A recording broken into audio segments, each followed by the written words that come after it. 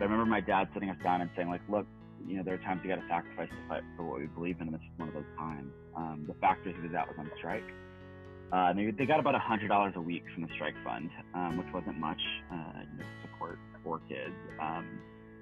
But we were out there every single day with my dad on the picket line. And for me, I remember the feeling of what that felt like. I mean, I grew up in a UAW house. You know, everybody was very active in their union locals. And so I'd heard solidarity a lot, but this is the first time that I felt it. It made it so very real for me. It was like, this is the same fucking neighborhood my family moved to in the 1940s and 50s. And this is a family not dissimilar from my own, but they're not looking for a union job or a functional education system like my family were. They're looking for clean water, and there's not pathways to get that. There's a lot of blood memory for Black people around water and water being weaponized.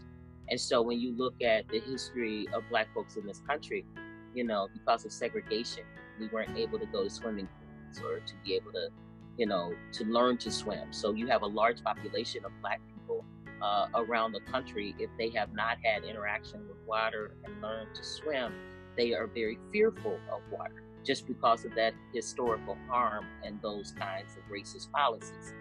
When you look at using water hoses as a way to weaponize water to control crowds during the civil rights movements and uprisings. When you look at the Middle Passage, the transference of slave bodies across the ocean, a lot of the history tells you, even the science says that sharks still today swim that pattern of the ocean where those bodies, millions, over 6 million bodies lay at the bottom of the ocean. And when she told me in 2014 that shutting off water was an act of war, and then began to quote the Geneva Convention and said that even in times of war, you could not shut off your enemy from access. And then she got really quiet and said to me, you know that they will kill you about this water. And so I often use a phrase from the Honorable Coleman Alexander Young, who said, if you find a good fight, get in. And I believe the fight for the human right to water is a good fight. And this is Poison and Power, the Fight for Water, a moral courage project, a partnership of the University of Dayton Human Rights Center and Proof, Media for Social Justice.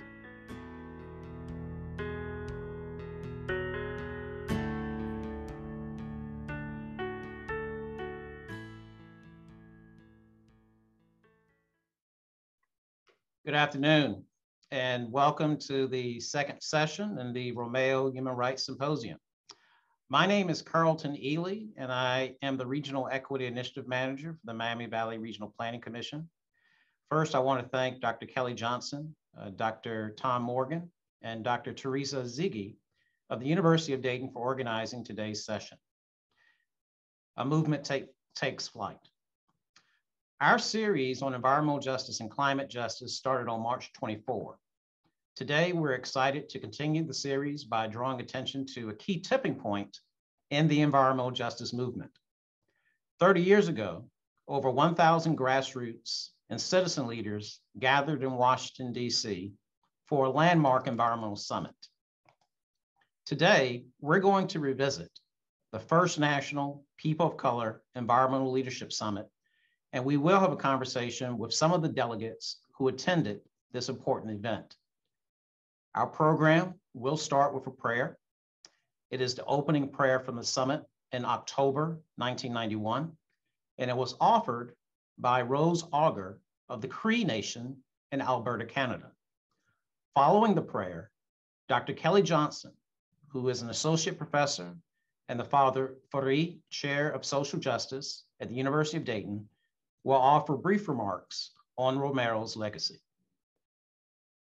Creator, Great Spirit, and to the holy ones of all 4 directions, I call upon you this day in the sacred manner, that you truly will hear our prayer and our plea for the existence of us foolish children and those of us who are still in ignorance and in no light, that you will bring us all together, Creator, to bring about a change that will be in harmony with all life, with all upon Mother Earth, and also to be in acknowledgement that the life you have given us is beautiful and it is very powerful. But only when we become true people in the manner that we acknowledge you, Creator, and we acknowledge our traditional spiritual ways and ceremonies. I beg of you, Creator, to put us back on that path. Put us back, Creator. Let us help one another. Let us bring our minds as one, so that our children and those not yet born will have a place, will be able to drink the water, will be able to walk upon this earth away from radiation, away and free from contaminants of our food and our plant life. Oh, Creator, I call upon the holy beings to be with us. Thank you, Carlton, for the introduction and for that beautiful prayer. St. Oscar Romero, the Archbishop of San Salvador from 1977 to 1980, is remembered particularly because he spoke clearly about the problems of his moment, because the living Christ is present here and now in the midst of those problems. So today, for a minute, I want to follow Romero's lead. The problem of Christianity in our day is the problem of mastery. A logic characteristic of early modern Europe held that because all of the earth belongs to God, and the Pope is the vicar of Christ, who is God, the Pope could authorize Christian political leaders to seize lands and peoples, even to enslave them, so that they would be brought into the right ordering of the world, the fulfillment of creation in its submission to God. I hope that we gathered today can recognize some errors in that logic, and particularly this, that the lordship of Christ is not a domination that impoverishes, tortures, and enslaves. Christianity is not about winning or control. Christians follow one who learns from the stranger, who heals and brings to life, and who, when attacked unjustly for speaking truth, continues to love even in the midst of suffering, cruelty, and death. Self-emptying is the glory of God. St. Oscar Romero proclaimed that faith and gave testimony to it in his life and his death. For much of his priestly ministry, he was known as an advocate of charitable work and an opponent of those who, as he saw it, were turning Christianity into a cover for a temporal political agenda. But he learned through listening, first to his parishioners living in rural poverty, and also to priests and sisters and catechists who shared the people's conditions. He learned from them the mistakes of mastery, and he recognized in them the presence of Christ. He described his role as bishop in this way: the shepherd does not want security while they give no security to his flock. His job was not to remain impartial or above controversy, but to speak concretely about sin and salvation in his place and time, not as a way to defeat his enemies, but to create a moment of encounter for all of his people with God and with one another, even if that led to conflict or outrage or personal attacks. Private extractive ownership of land for purposes of political or private gain, a key practice of mastery in his context and in ours, was a central issue in that struggle. Romero supported land reform for the unmaking of the systems created by that colonial era mastery, to honor the ancient Christian teaching that the goods of the earth are intended to meet the needs of all. He called on the wealthy to welcome that change as their own salvation, because mastery, after all, harms both the dominated and the dominator. Romero was assassinated right after he completed a homily on the text, "Unless a grain of wheat falls to the ground and dies, it remains but a single grain. But if it dies, it bears great fruit." Pope Francis, named for the Christian saint most associated with the path of renunciation of wealth and power, has developed a theme that was underarticulated in Romero's thought, that the cry arising from people in poverty has to be heard in connection with the cry of the earth itself.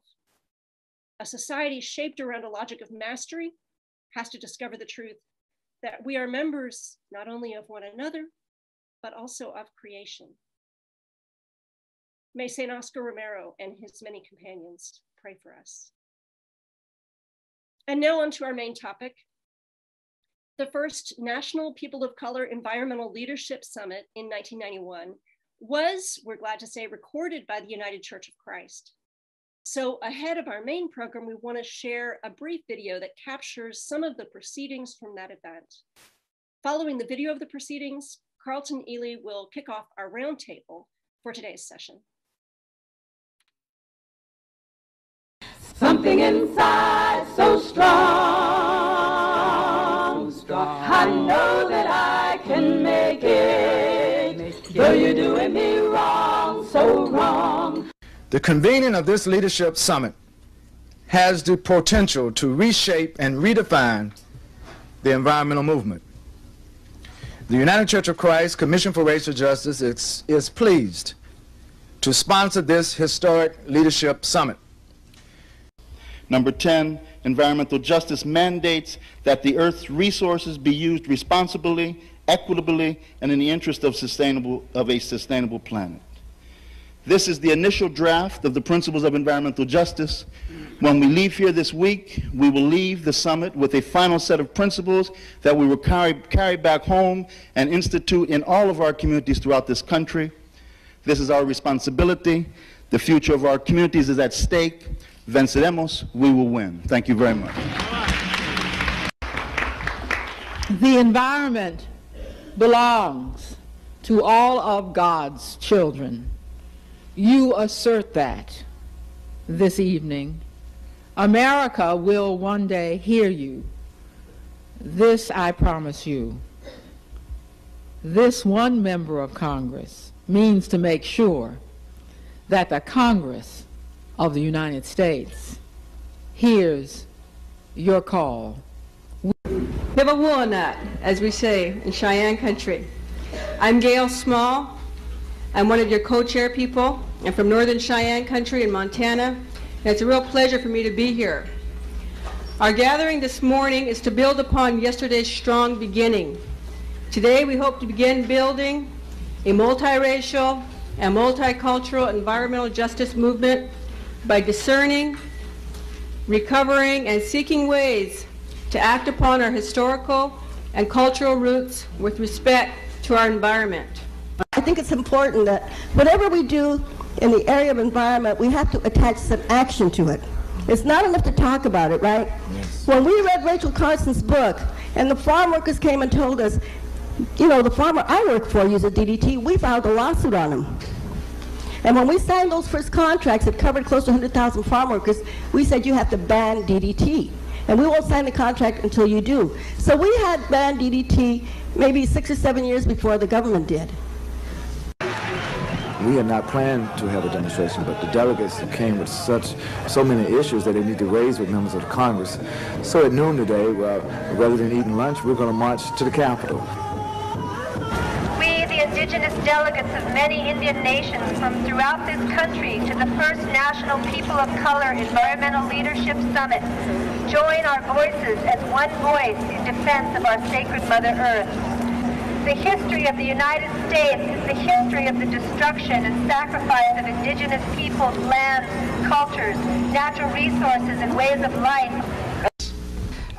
I agree with almost all the language here, and I would like to add in item number 6, the word unemployment at the end of the sentence. Environmental justice affirms the right of all workers to gainful employment without being forced to choose between an unsafe job, good health, and unemployment, because I think that's a real issue. Okay, thank you. White, black, urban, rural, poor, working class, the nation is fighting for its life and the Lord's earth as He has created it. For they may dump toxic waste on the poor side of town today, but as sure as the wind blows,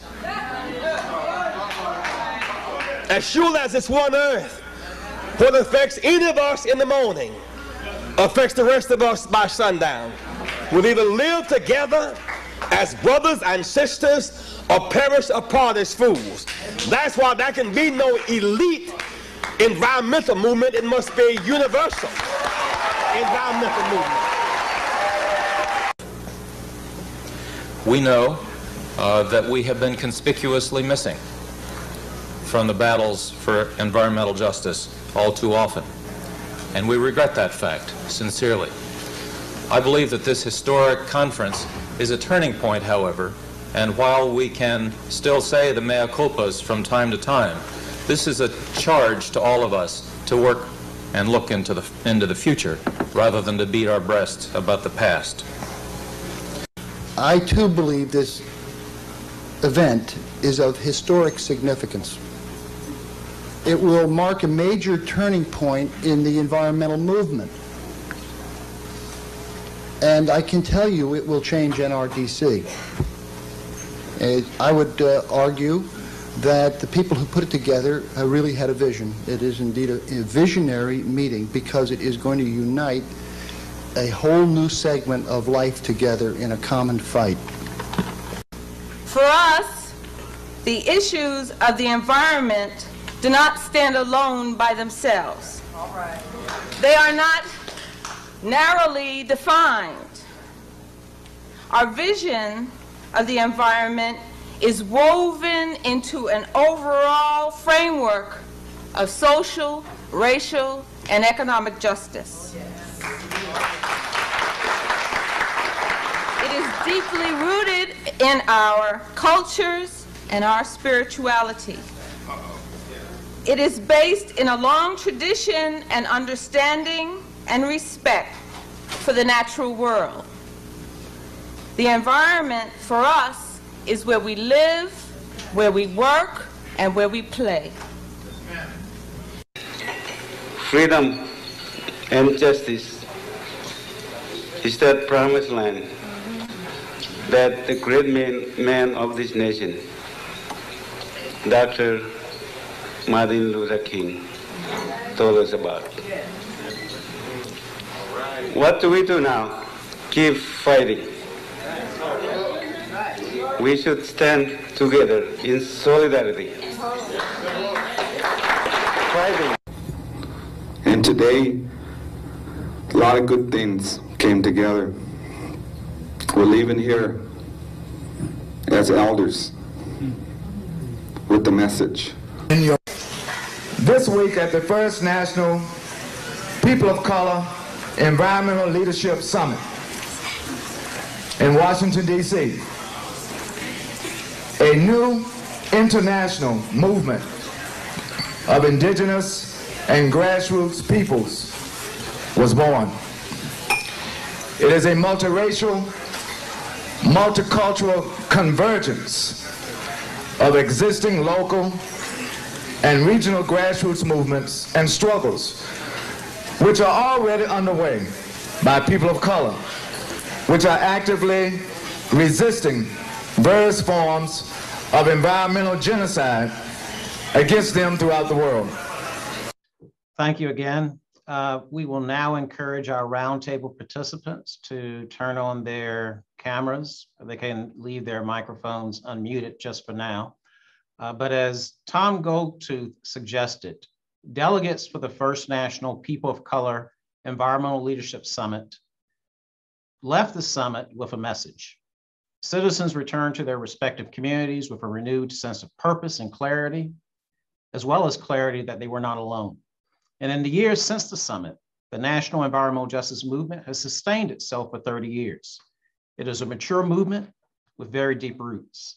And the highest compliment that I can offer about the leaders in the environmental justice movement, including the three who have joined us for today's discussion, is the fact that they are futurists. Only forward thinkers would explore the relationship between zip codes and health as early as 1987. Only forward thinkers would expand the boundaries of environmental protection to include occupational safety. And only forward thinkers were stating in 1996 that urban revitalization and brownfields redevelopment activities needed to address social equity. Today, we're joined by 3 trailblazers who attended the 1991 summit in Washington, D.C. We have Charles Lee, Senior Policy Advisor for Environmental Justice at the U.S. Environmental Protection Agency. Donnell Wilkins, who is President and Chief Executive Officer of the Green Door Initiative in Detroit, Michigan. And Richard Moore, who is Program Director for the Los Jardines Institute in Albuquerque, New Mexico. Charles, Donnell, and Richard, thank you for joining us today. And you can unmute yourselves at this time. And for the next 40 minutes, we're going to have a roundtable discussion with our guests. And at approximately 4:30, we will open it up for questions and answers from the audience. But again, Charles, Donnell, and Richard, we realize your schedules are very busy. We know that we are on the heels of what has been a historic week for many of you. And we are grateful that you are taking time out of your schedules to gift us a brief period just to reflect on the first National People of Color Environmental Leadership Summit.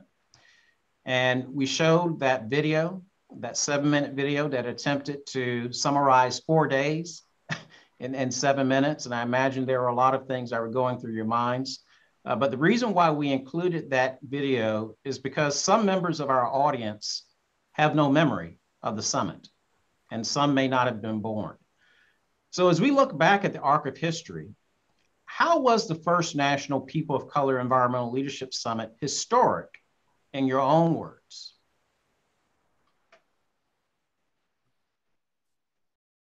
Well, I'll start. As I view the video, the clip, first I want to just thank the University of Dayton, thank the organizers of this event, thank you, Carrollton, for your tremendous effort in pulling this together. I first can't believe it's been 30 years. And if anyone paid attention, there was a little piece in there where I actually got to introduce one of the principles of environmental justice, which I'm very proud to say that I had a role in number 8. It was historic in so many ways. It was historic in that it brought people like myself together with folks, for me personally, who had not even had coffee or tea with someone that was not like me, to meet folks who lived on reservations and indigenous people who were impacted by military waste and other horrible conditions and situations, to meet folks from the South, the Deep South, and the Midwest, folks on the West Coast who were experiencing the same things regardless of the color of our skin. We were all people of color who came together and said, we have to unite. We're sick and tired of being sick and tired. It was historic for me because as a young person at that time, it really helped to clarify what I was going to do with the rest of my life and how I was going to dedicate it. I don't want to get emotional, but I'm grateful that I have been able to serve my community, to serve this movement in a way that really has helped to make a difference in so many lives. It put a movement on in motion that brought all kinds of people together, and the confluence of these lives creating such powerful moments across the decades. I'm grateful. That's my experience. Good, and thank you, Dana.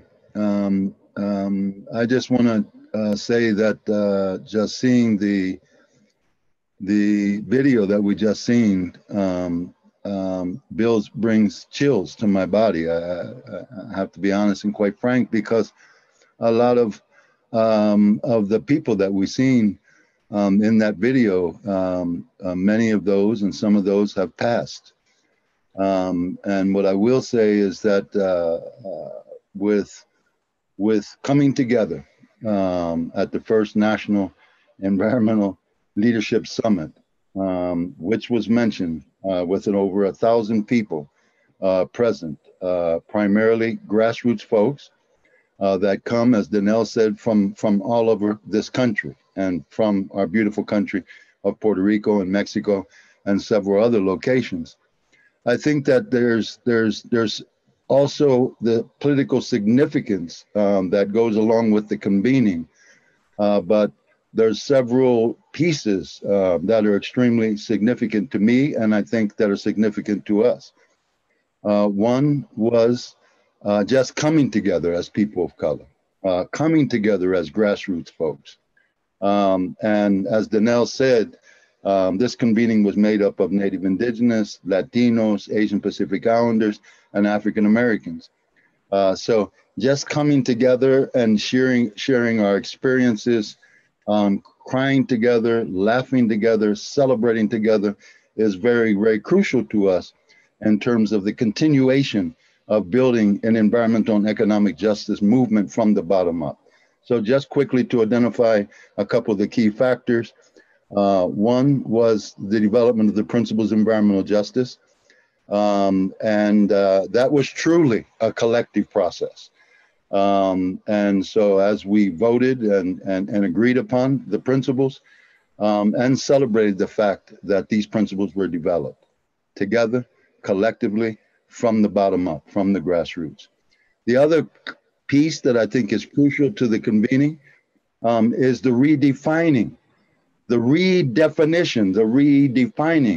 of environmentalism and conservationism as where we live, where we play, where we pray, where we work, and where we go to school or where we learn.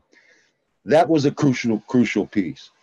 Redefining environmental and conservationism from a grassroots perspective. I think quickly, one of the others that goes along with that is the not only the solidarity, but the spirit and inspiration of us convening and being together, and in many cases, finding out it just wasn't happening in one community. Much of what we were being impacted by was throughout this country. And so as was stated by some of the speakers at the First People, this isn't just a local issue, a citywide issue, a statewide issue, a regional issue, a national issue, but very clearly it also is an international issue. So I'm honored to be present today on this panel. I also would like to thank the University of Dayton. I would like to thank the workers at the University of Dayton, those sisters and brothers at the university that make it possible for our sister and brother students to continue their studies at the university. So thank you, Carlton. Thank you, Richard. So yeah, so let me just first say to also thank the University of Dayton and to Carlton for pulling this together and really allowing us to think about, reflect upon the first National People of Color Environmental Leadership Summit. And, and at that time, I was not working for EPA. I was working for the United Church of Christ Commission for Racial Justice. And it bears, just telling a little bit of the story behind the story, behind all the things that Danelle and Richard just talked about. And of course, the, what led up to the summit was that Richard and a number of other people sent a letter to the traditional mainstream environmental organizations, taking them to task around issues of diversity, around their policies, and that were not addressing, communities of colors and many issues that people think are really like crucial to the environment in terms of, what affects people. So working at the commission, I saw that as an opportunity because I had gone around the country for several years before then and kind of just better understanding what was going on in terms of issues of, the environment and people of color and low income people meeting people like Richard and meeting people like Hazel Johnson and meeting people, we can go on down the line. And the prevailing notion at that time was there wasn't a lot of interest in the environment on the part of people of color. And I knew that was different because I had gone around. And so rather than just have a small meeting, I said, let's use this as an opportunity to kind of bring all this work together, and create a proactive vision that comes from those communities themselves in terms of what the future should look like. And you heard from Danelle and Richard how that took shape and defined that proactive vision. And in that way, with things like the principles of environmental justice and many other things that went on there, to actually coalesce a national movement around environmental justice. And that was the vision behind it. So, in organizing the summit, one of the things I did was to write the proceedings, and I remember, that, in fact, I didn't think about it until, several months ago when I started looking at this. The very first words of the introduction of the proceedings is that the environmental movement in the United States changed forever on October 24th to 27, 1991. And if you look back from then until now, where environmental justice is at the very pinnacle of the nation's policy agenda, you could see how true that statement is, and all that has gone on from then, or from before then and to now, is just an arc of history that now constitutes environmental justice. Thank you, Donnell, Richard, and Charles. I mean, that was well stated. Let's continue in our conversation. Again, as you guys already alluded to, this summit brought together leaders from multiple countries, from the Marshall Islands, from Canada, from Mexico, from the Caribbean, First Nations people, members of tribal nations here in the United States, and also from all 50 states in the Union. There were varying cultures and there were persons from all walks of life, and it was a beautiful convergence of thought and shared experience. We often talk about the Rainbow Coalition, but in October 1991, you actually brought together a real Rainbow Coalition for this event. So as the event came to a close on October 27, what was your respective takeaways as you departed? And what did you find rewarding in this experience of coming together? I know as for myself, the most amazing part of the experience was really getting to know folks from all walks of life and being able to connect with people on a real human level, and to be able to identify that we had so much more in common than we did not. That was number one. My takeaway, as I mentioned earlier, I was able to determine, this is how I'm going to dedicate my life. But we were charged with returning to our communities to start a movement. And I don't know, maybe I was just young enough and dumb enough to think I could do it without any reservations. But for me, I took that very serious. And I remember, when I started the 4-day process, it occurred to me, the light bulb went on. I wasn't really doing work in the environmental sector. I was more in the occupational health sector and jobs and labor and that kind of thing, and working with workers who were working in factories and whatever. But during that process, the light came on and it occurred to me, well, the factories are in my community. Mom and them live, we live and are impacted by a number of conditions I had not thought about from an environmental perspective and exposure. And for me, it was like, we have to get this thing going. And I remember leaving that meeting and working with folks who also attended that meeting from our area, and meeting in my living room for several months. We met and talked about what strategies we were going to embrace and utilize to get the movement going. And the rest is history, quite honestly, because that small group of determined folk really made it happen. We started off, we created Detroiters Working for Environmental Justice, in which I had the honor of serving as the founding director of that organization for 15 years. And we set out to make environmental justice a household phrase to influence decisions, policies at every level of government and at every level of the community. And we did that thing. So I could talk on for the, about that, but those are my two important elements. Yeah, and I think that, you know, in regards to takeaways, just keeping, you know, several things in mind as we continue through the path of the continuation of building the environmental and economic justice movement.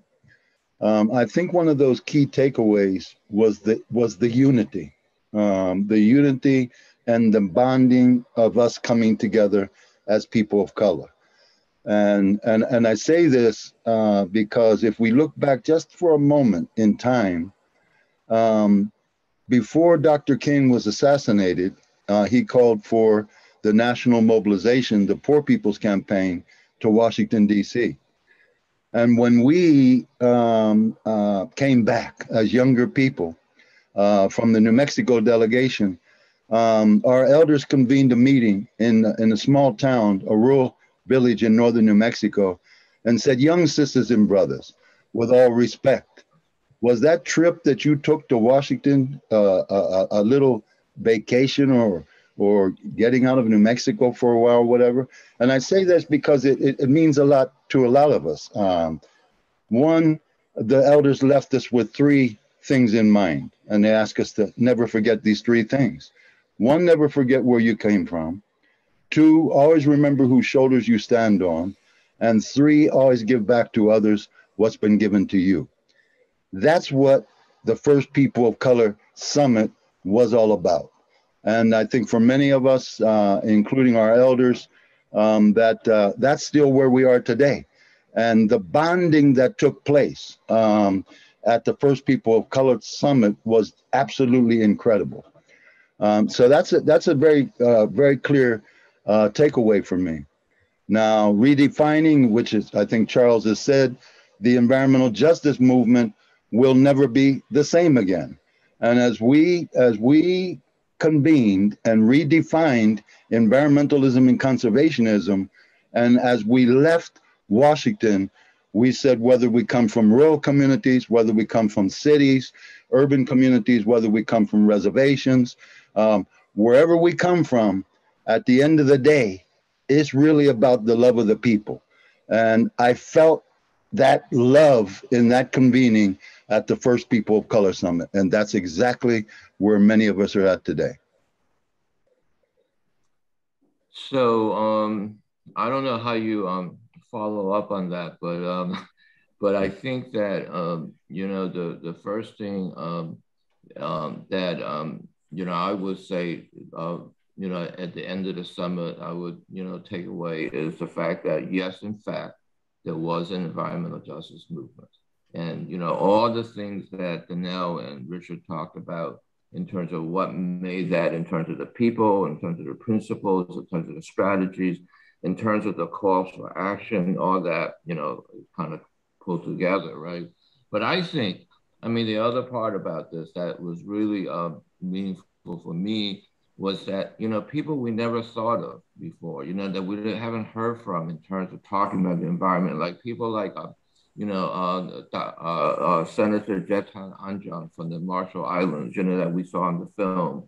Or, you know, I remember how Tom Gotus, you know, when he spoke around the indigenous struggles, you know, that just captivated everyone, you know, and how, you know, and you know, you know, we can go on down the line in terms of the kinds of things that people said, you know, and kind of, but I just want to end by, you know, there's one thing that I want to make sure everybody remember, because I don't know if you know that, you know, I had known Hazel Johnson for several years before the summit. And, you know, we used to talk a lot about how the fact that, you know, when she went to environmental meetings, she was the only person or one or two persons of color in the room, you know, and we all knew that.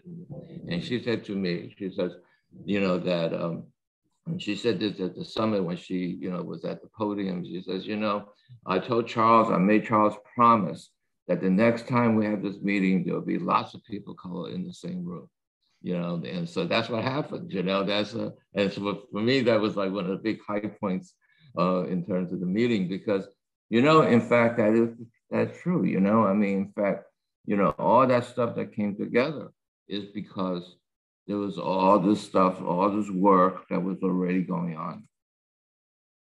Thank you. And as you articulated quite well, the summit was an opportunity to dismantle some established myths and to correct the narrative in terms of the passion that people of color actually have for the environments where they live, work, and play.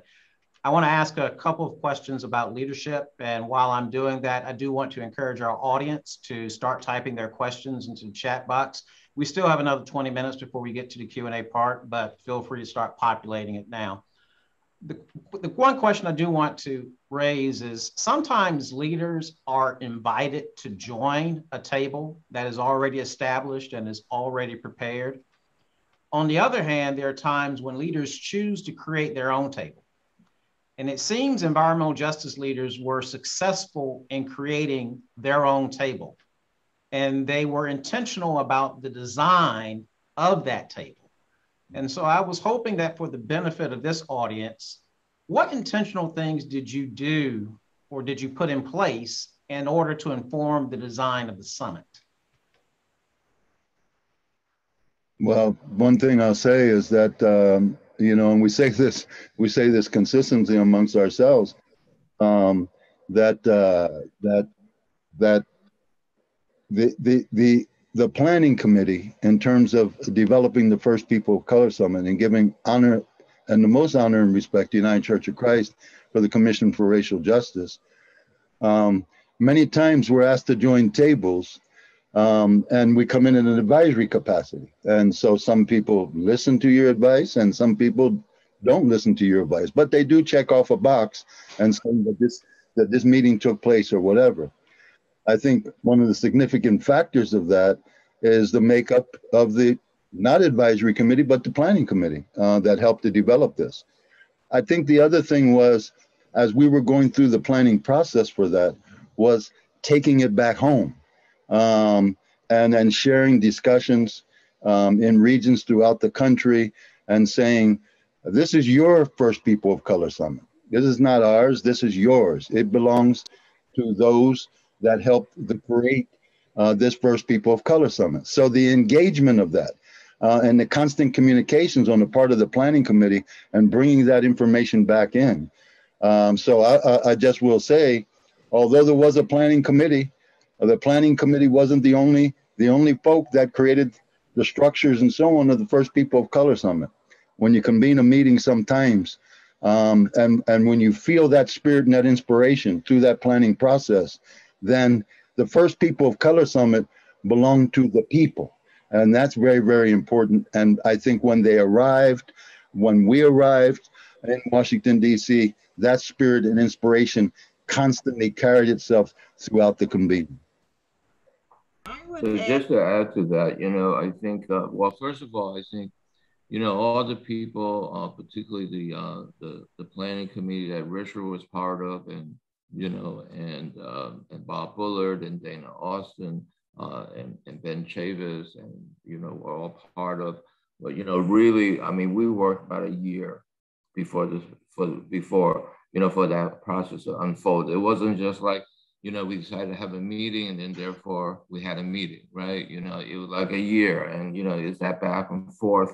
I think we had like a 50 people advisory committee that, you know, we met with several times, you know, and in different locations, and, you know, and all that, you know, going back and forth.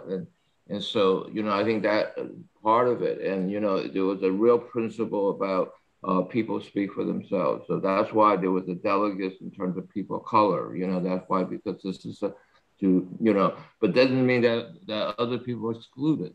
There were different ways in which people could participate in the summit. So there's all that was going on. But I think Richard said once to me, he said, there's no meeting that actually is really authentic unless you change the agenda, during the meeting, and that's what happened. I think really, I don't think any of us had any preconceived notions about what was to come out of the summit. We wanted people to get together and really kind of like, get to know each other, connect, work on something. And then, the fact that we brought all these people together was, our job. Then it was everybody else's job to come up with the kind of things like, the principles of environmental justice and the path forward and stuff like that. So, so it was a kind of unfolding of that. Was really connected. It wasn't easy to do, and we didn't do it perfectly. In fact, there was a lot of mistakes, I think, that took place along the way and things like that. And we all are still learning from that. But there was a lot of things that, was set in place that, became like the heart and soul of the environmental justice movement that still carries to this day. I would add, as someone who was not on the planning committee, but was invited and selected as a delegate, that it was the most amazing piece of the process for me, because I learned that the 3 levels of engagement, when I learned about the 3 levels of engagement, and that the delegates pretty much were the voice, were the thought leaders. We really spoke for ourselves in the process. So, Charles and Richard may be too nice to say this, but I'm going to say this, that the intention to ensure, for instance, that white people, Caucasian people, could not engage in those key conversations was really a phenomenal process for me. And I'm going to tell you why. In our communities, so often people have been disenfranchised to the point that they don't believe that their voice really matters, and that what they bring to the table is not considered valuable, worth listening to. And in the Black community, in some cases, the thought is, we kind of respond to that or react to that, well, white is right. And so if they speak, clearly they know more than we do. Well, in pulling together this process and engaging in this process, it really forced us to really bring our authentic selves and experiences, the frontline experiences that no one else can speak to but those that were experiencing this as a way of life, to say, you have the answer, you have the ability to come up with a strategy that's going to bring health, healing, and a difference to yourselves and your community. That was huge to me, and I valued that process and took it very serious. The participant level, they could not vote, they could speak, and those were likely people of color who worked for mainstream environmental organizations, or I believe, you correct me if I'm wrong, also who worked for government. So it was really intended not to allow someone in a position of policy and leadership, established leadership, and or in organizations where the door is always open to them, to lead and take over the meeting. And I do remember times when we weren't in the formal discussions, and some of us may have been pulled to the side by, say, a well-meaning Caucasian who's trying to tell us, well, what you really need to do is A, B, C, D, right? What you really need to do is this or that. And that was going against everything that I think was intended in terms of how we would engage as a community. Totally agree. Thank you again. And another leadership question that I think is important to raise is obvious, and this is a good segue, is the fact that leaders take initiative. They don't wait. Organizers approach this summit with a fierce sense of urgency for their respective communities. So my question is what was the general public's reaction to the leadership that was being exercised by the environmental justice movement? I mean, was the reaction acceptance? Was it pushback? Were there mischaracterizations in terms of what you were doing?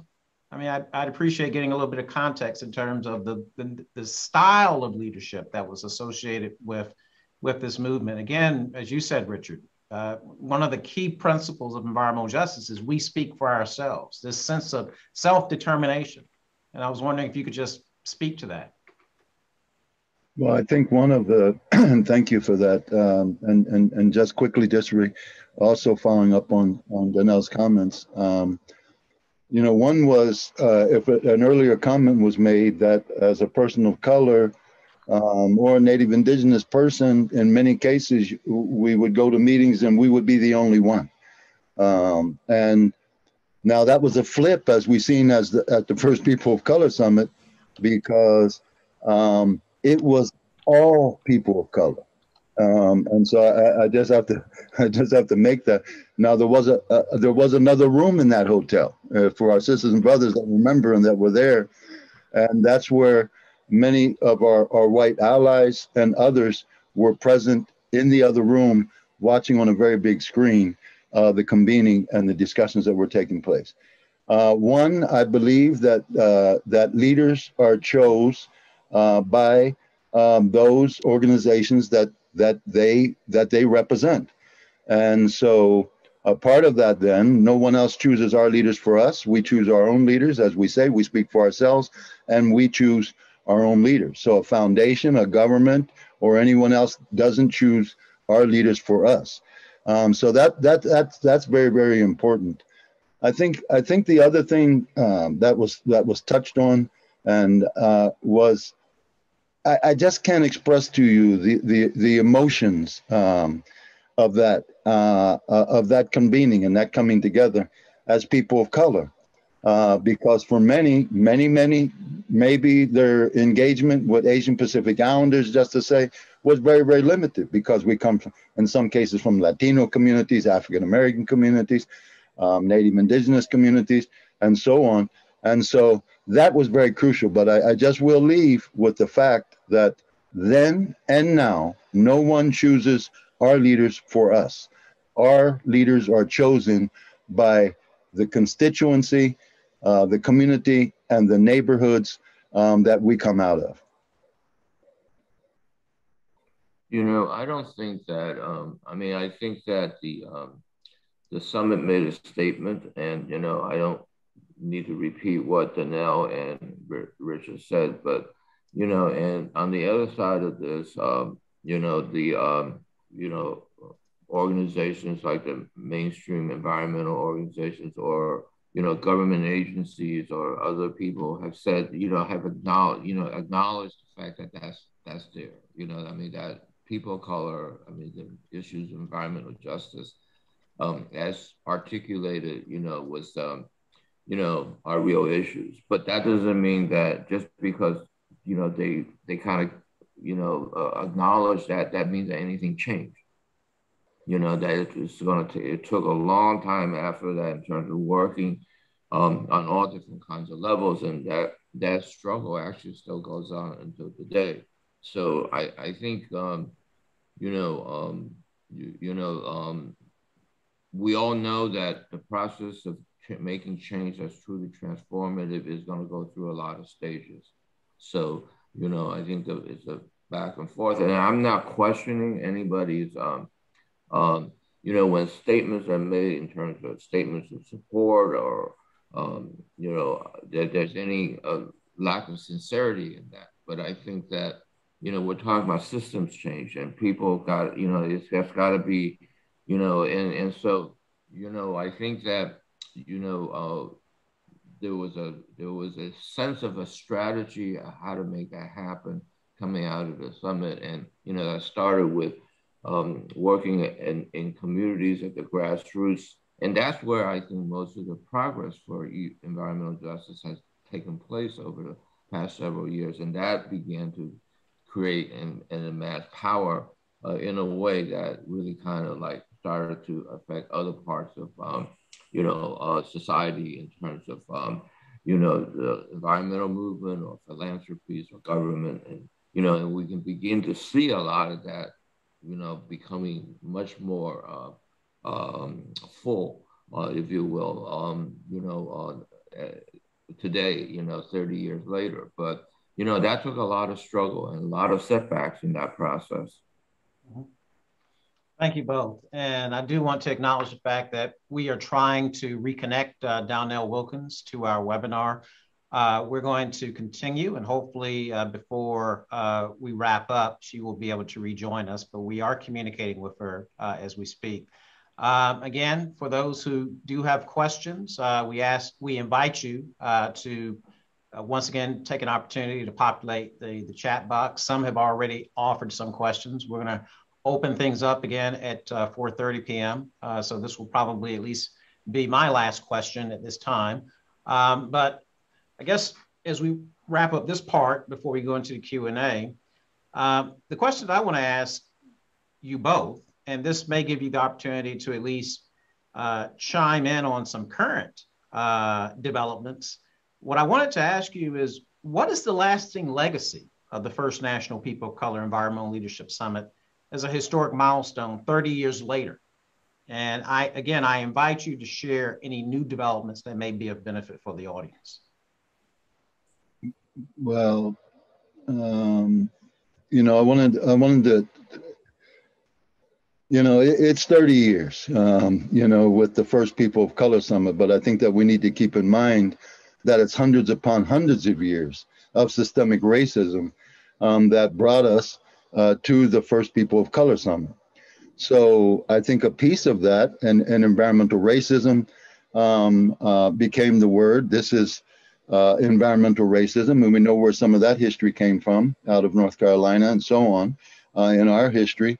Then environmental genocide, and environmental genocide, an example of that to us is that if a company harms and damages workers inside a facility and those communities that surround the facility and then relocates to Mexico or other countries throughout the world, then they very clearly knew what the consequences of their contaminating the air, the water, and the land.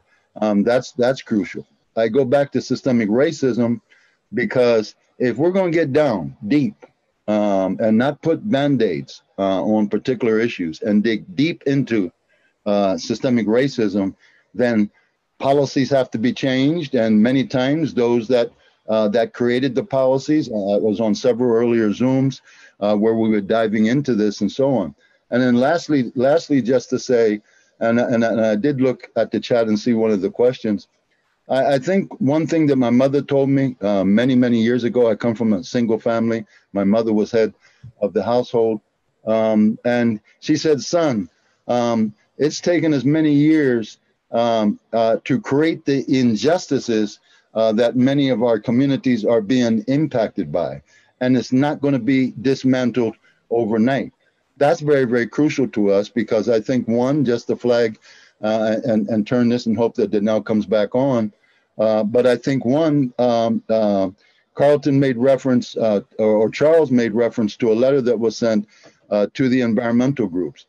And so we charged very clearly those environmental groups with environmental racism. We do not use the word racism as a race card or anything else. We documented it.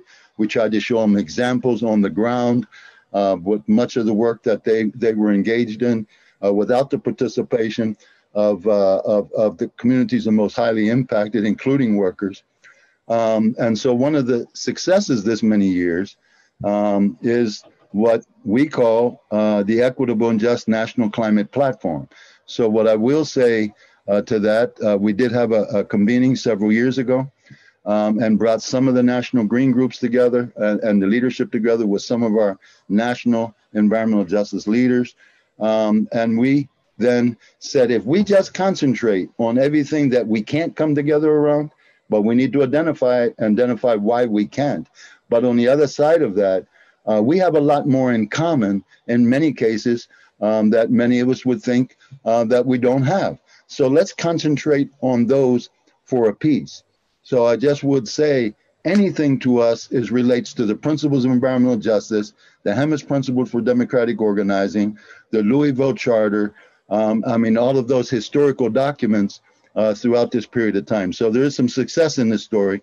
And I know that that Charles, and if Danelle jumps back on, will speak to that. You know, I just to build on what Richard said, I think the thing about the summit was that it was really authentic. So, you know, a lot of the people speak for themselves, you know, the issues that got raised, the perspectives and the, you know, strategies that people were beginning to articulate were things that, you know, it was just the beginning at that point, right? You know, and it built itself out over in many different ways in multiple communities. You know, many of us, which, you know, we don't even know about, right? You know, because, you know, these were things that were happening. But you know, but I like to think, and just to add to what Richard said, is that, you know, over the years, the idea of environmental justice, especially now, is that it's become a more and more powerful way of understanding the challenges, the current challenges of society as a whole, you know, like climate and, you know, economic and racial disparities and systemic racism and, you know, and so on and so forth. And, you know, if you follow, you know, the arc of history of environmental justice, you know, it wasn't a big, you know, even though there was a lot of evidence by then, it wasn't still a really issue that was in the American mainstream consciousness, you know. And then what happened is Katrina took place, right? And Hurricane Katrina, and people started to get a sense of it.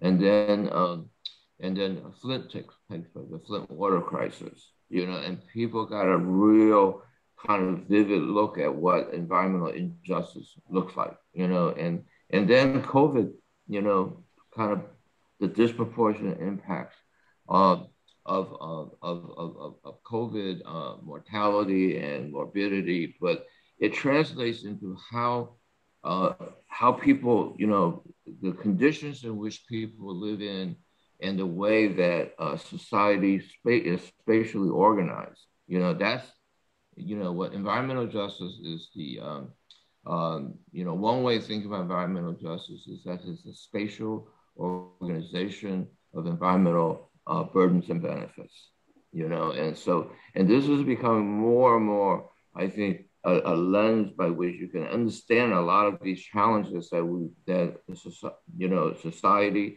as a whole is facing. And so I think, you know, if you start to take this in terms of the real authentic knowledge that came out of the summit, and you start to build that out in terms of ways of looking at issues and analyzing for them and figuring out proactive ways to address them. You know, that's where this is how we got from there in 1991 to here today in 2021. Oh, thank you. Richard, was there something else you were going to say? You know, I always got something to say. You had three talkers on the panel, but go ahead, Carlton.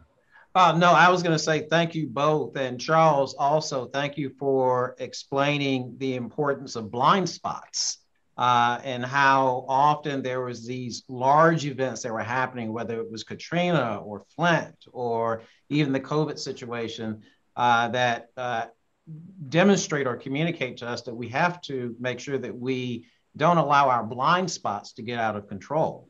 The reason why I'm sharing this is because I believe one of the participants for today's webinar is John Pacari, who has been trying to draw attention to the importance of addressing equity considerations in the context of environmental impact statements. And I know that the U.S. Environmental Protection Agency has developed tools, for example, like the environmental justice assessment and other strategies of that nature.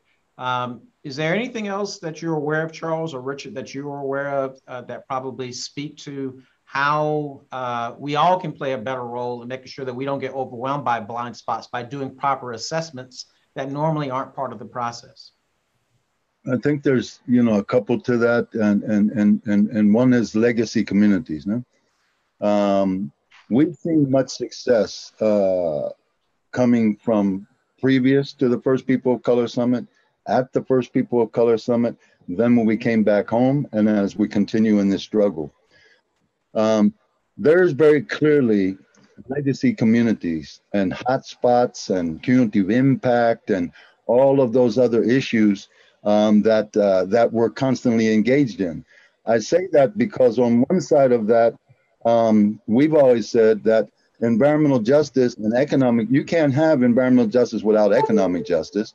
And then on the other side of that coin, you also can't have climate justice without environmental justice and economic justice and health justice and so on.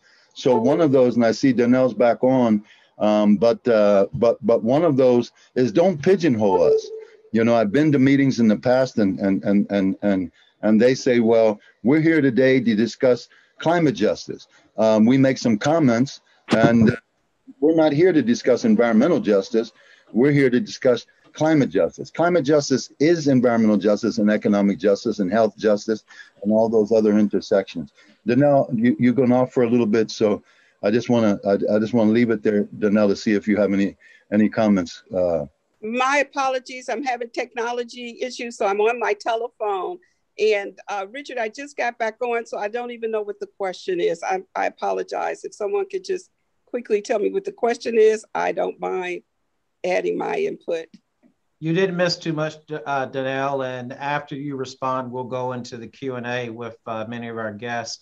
But we're actually asking our participants for their final thoughts in terms of the lasting legacy of the First National People of Color Environmental Leadership Summit. So as a historic milestone, 30 years later, as we reflect back, we wanted to invite participants to articulate what they feel the lasting legacy is, as well as to draw attention to any new developments that may not have had the opportunity to point out earlier in the conversation.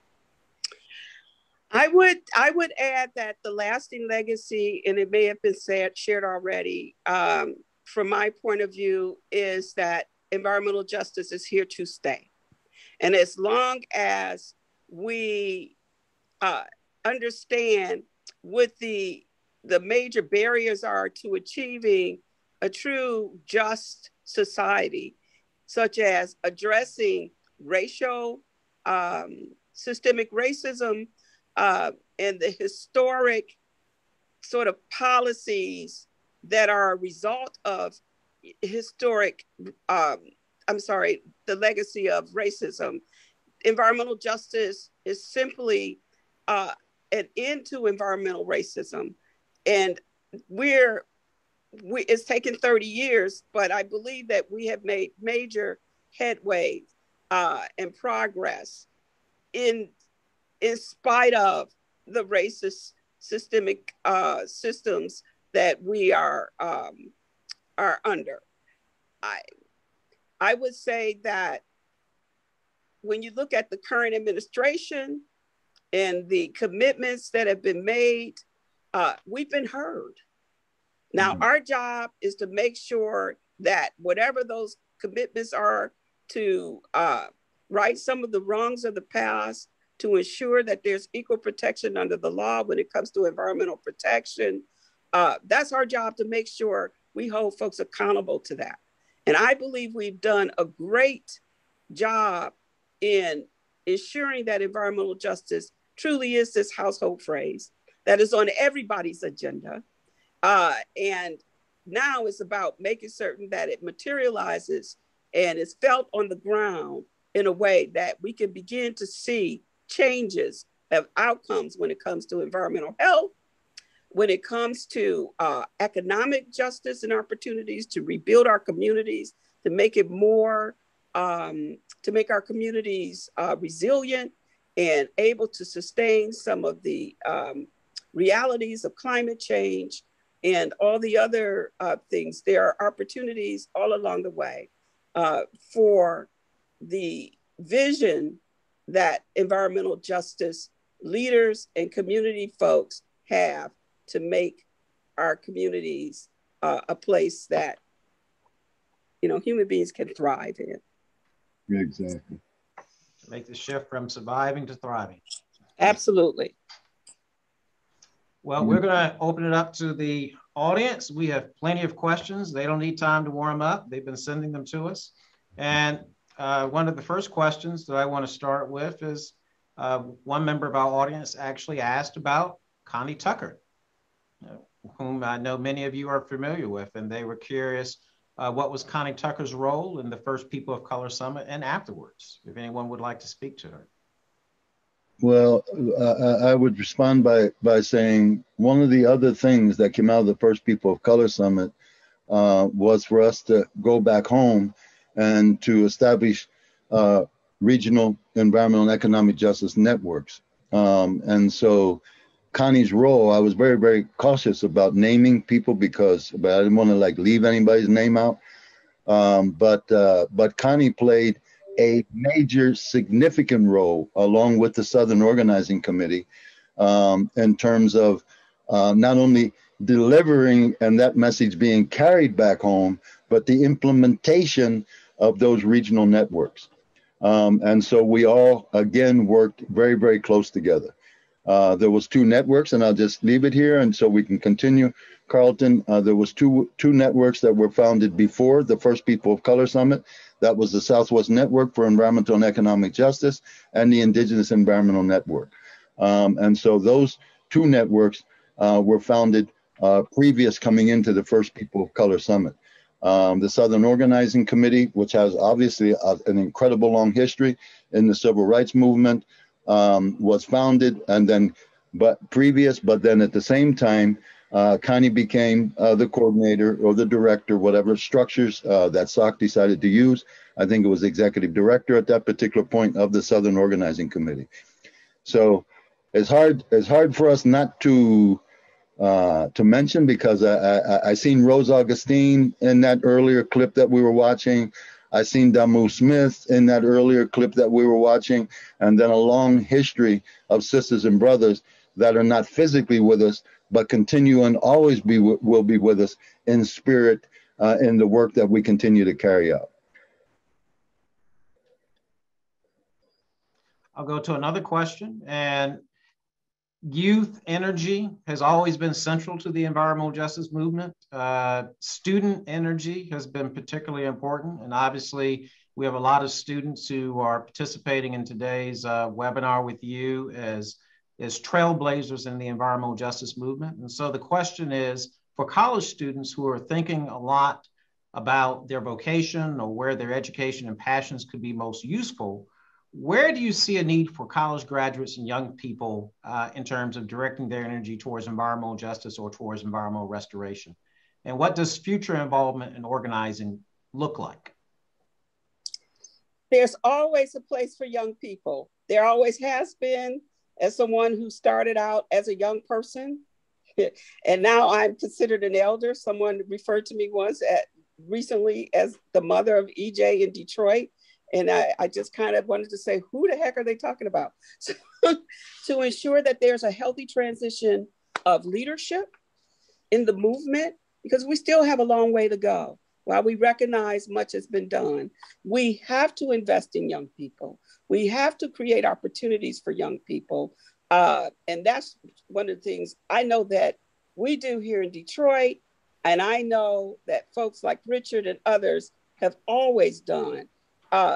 We encourage college students to take advantage of opportunities to serve in organizations at the grassroots level and along the trajectory. It doesn't have to be just there. But if you walk into this work with an interest in making a difference, your enthusiasm, your passion, your skill sets, whether it's knowledge of a particular issue, whether it's public health or something, and exposure to environment or social media. My goodness, right now, I really could use somebody who knows how to really know their way around social medias, from Facebook to all the other platforms to to reach young people. So there's always a place, and you need to just, wherever you are, you need to be able to search out and see who's there. We always could use your energy and your help. And if you're in the right place at the right time, you may be entering right into your first steps into the careers that will take you to the next level, and that will take our communities to the next level. Exactly. Charles, you want to jump in there? Carlton, I'm not taking over your facilitation role. We moved kind of fast, right quick there, and I think we didn't give Charles a chance to respond. No. I think the nails said it. We can go on to the next question, and I'll jump in.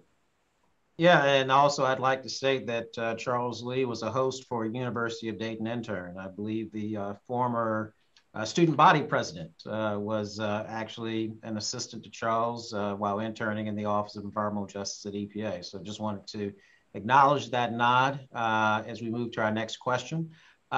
Looking at the landscape of the environmental justice movement today, what are the greatest challenges that we're facing? I mean, for the benefit of the outsiders who may be participating in this symposium and they're now learning and immersing themselves in the issue, what are you guys really seeing as insiders in terms of being some of the greater challenges that we're facing?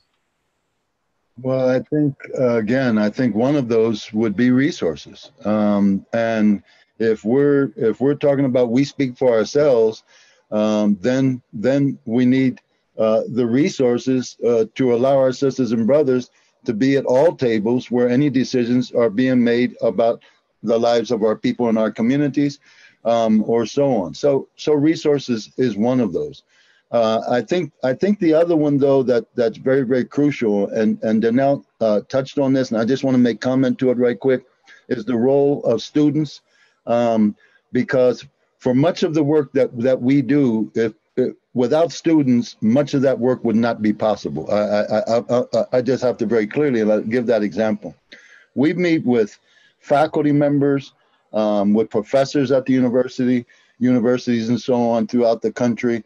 And much of those, for example, class assignments, to write a document or to research a document or to do whatever, students have played a major role in terms of doing that. And I do have to flag that it wasn't at the First People of Color Summit where we became aware that the majority of our groups the primary leadership of our groups were women.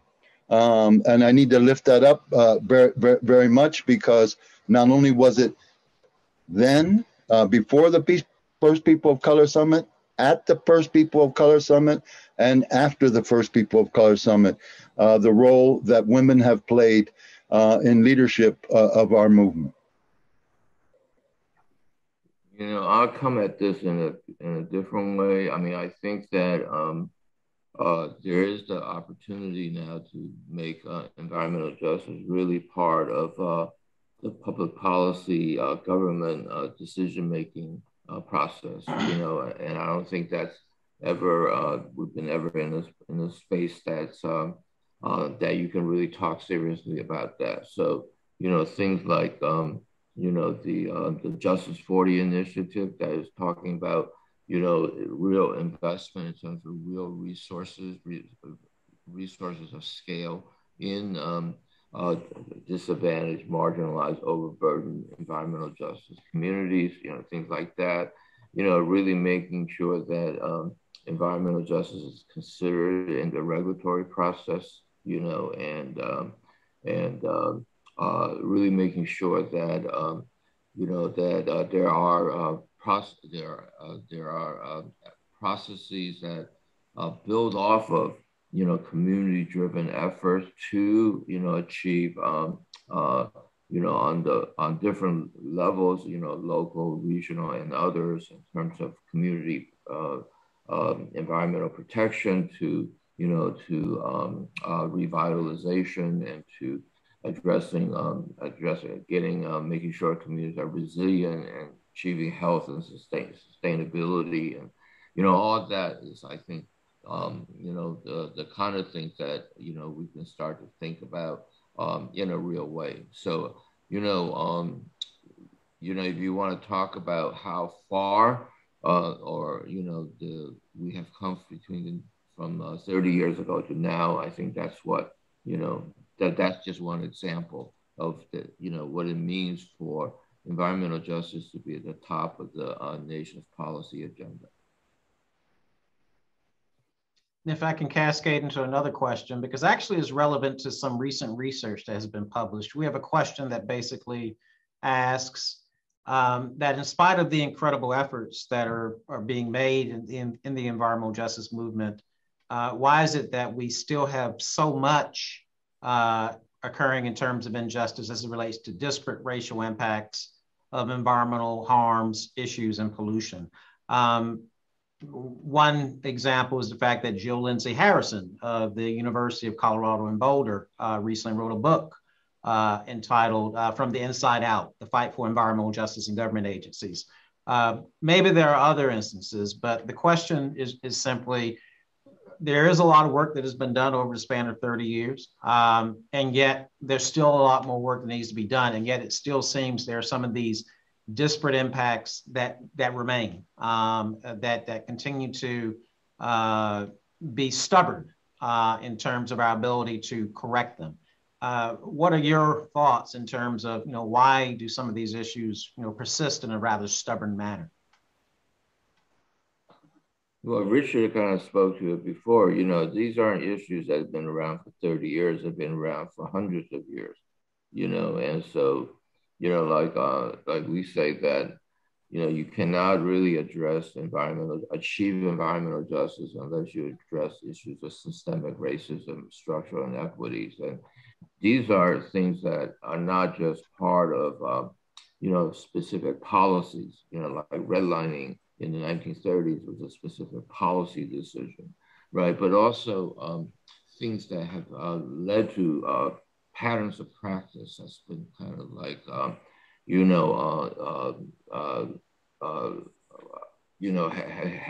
has just kind of become normalized over the years, right? So people think that's just the way you do things. And quite frankly, if you start to step back a little bit, a lot of the assumptions in terms of, how, one goes about doing environmental protection, has to be kind of looked at and examined and critiqued. Like for example, when we sent my report, or our report, Toxic Waste and Race, to EPA, the response was EPA deals with issues of technology, not sociology. And so now we're understanding why all that social context is so important to environmental conditions and disparities and things like that.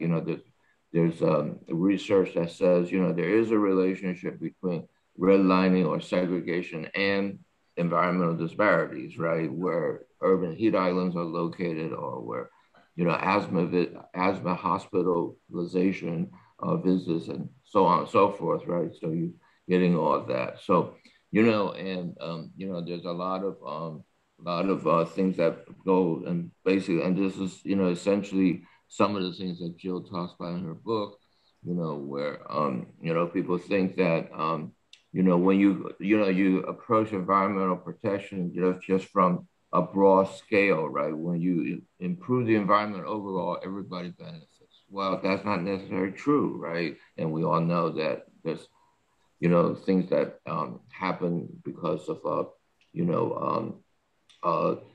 the way different policies, are come down. They concentrate risks and environmental burden in certain communities. We can go on and on. So all these things is got to be sorted out, and I think that it's not there's a relationship between how the practice of environmental protection is being undertaken to the kind of persistent environmental disparities and the conditions in certain types of communities. So, just another example would be what Richard talked about in terms of cumulative impacts, for example, and the lack of addressing cumulative impacts within environmental policy overall.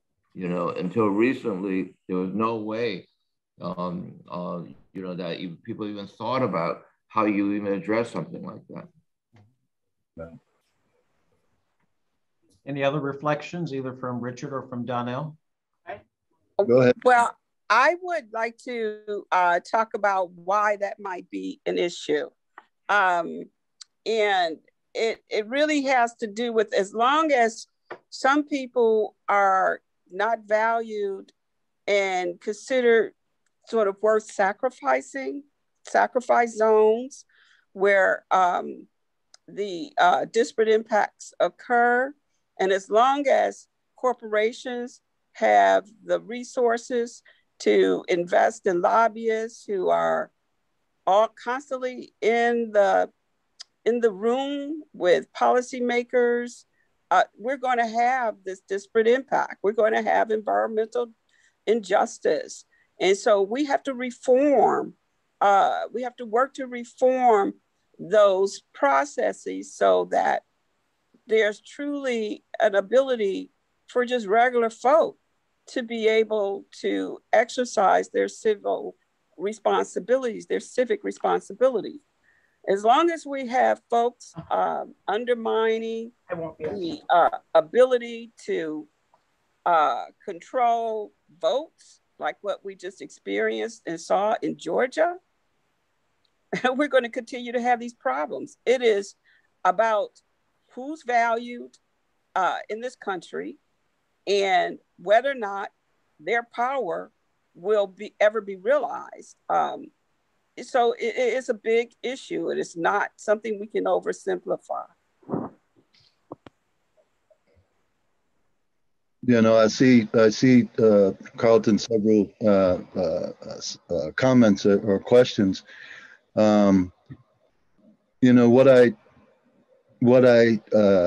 And one was those, it's very difficult to get in touch with Richard. And so I see that up there. And I just will say sometimes it's very difficult for Richard to get in touch with Richard, but I do happen to be a Gemini, so please recontact me. I'll just make that comment and I'll try. Just understand that for many of us that continue to come out grassroots organizations, our capacity sometimes is on the slim side, and we're trying our best. I think that the comment that Donnell made is very, very crucial to this. And if we go back to some of those original pieces that we discussed, then yes, it's systemic racism and dismantling the systemic racism that exists in much of the policies that have been created. And so we have to dig deep into that. I said earlier, no Band-Aids, please. We don't have a shortage of Band-Aids out here. So we don't need any Band-Aids right now. And so we need to dig deep into the roots of this. Now, as we go through that period of time and that history, then we see the Biden-Harris administration coming out with executive orders, the re-announcing, which the EJ movement had said, has always said, we need environmental and economic justice at the highest levels of government. So then we see the announcement with the White House Environmental Justice Council. We see the continuation, the significant work that the NEJAC, the National Environmental Justice Advisory Committee, to the EPA. Donnell mentioned this earlier. Also, a new leadership coming into to much of government. Now, the only thing I would say with that is I say to our government, we got sisters and brothers in government that truly believed in the mission statement. That's why they went to work for the EPA and some of these. So as we go by there, don't forget those sisters and brothers either that have been there 25, 30 years and have learned. So there's a lot of work that we have to do. And unfortunately, I'll say, in a very limited time. Now, some of that work has been done, and I just will, Carlton, say, some would say at the end of the day that we've got 4 years. We do not have 4 years based on that comment that Danelle just made, because then we'll see elections coming up in 2 years. We'll see presidential elections that will also begin again in 2 years. And so for all of us, all I would say at the end of the day is stay on the streets, because President Biden and Vice President Harris has said consistently, keep us accountable. And so we need to be extremely strategic about anything and everything that we do. But that doesn't necessarily mean that we should sit back and wait. We didn't sit back and wait to get here, and we can't sit back and wait to dig deeper into some of these issues that we're talking about, white supremacy, systemic racism, and these issues. So I will leave it there. Charles, Donnell, Richard, I want to thank you all for your time. It is 5 o'clock. We're going to be respectful of your schedules and also respectful of our attendees, but we do want to thank you very much for this gift of time. We also want to thank you for your unwavering commitment to the topic of environmental justice and for sustaining this movement for 30 years.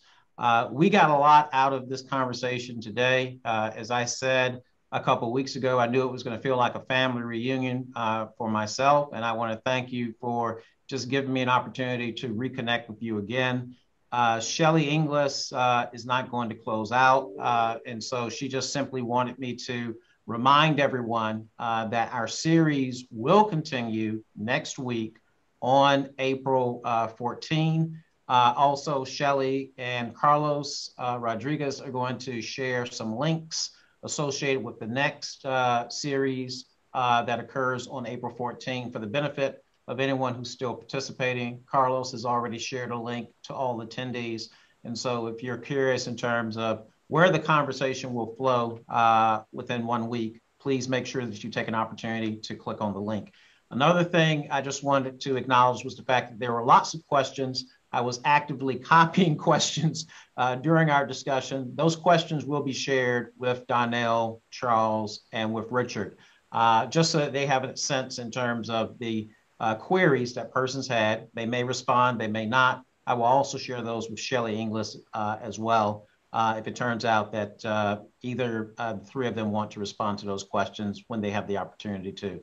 But again, Charles, Donnell, Richard, you have my love and you have my appreciation. Thank you again for being part of this very important conversation. And again, I do want to say happy anniversary for the investment that you put into this movement by organizing the first National People of Color Environmental Leadership Summit. This has been great. We got a lot of feedback that indicates that people really enjoyed this discussion. Thank you for being part of our afternoon. Thank you.